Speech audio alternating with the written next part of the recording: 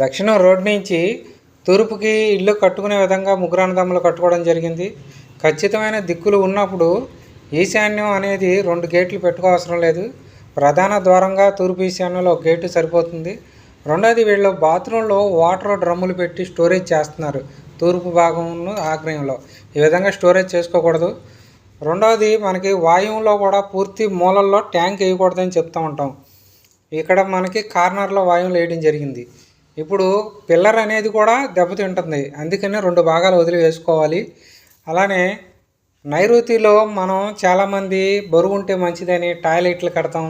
అదేవిధంగా బరువులు పెంచుకోవడం, స్పేస్ ఎక్కువ ఉన్నప్పుడు కట్టుకోవచ్చు దక్షిణ నైరుతిలో. ఇక్కడ మీకు ఇది కట్టుకోవడం వల్ల ఈ భాగం అంతా కూడా కప్పు వేసినట్టుగా అవుద్ది నైరుతి మూల. ఈ విధంగా ఓపెన్ చేసుకోవడం అనేది పైకప్పు కూడా తీస్తే వీళ్ళకి చాలా కలిసి వస్తుంది.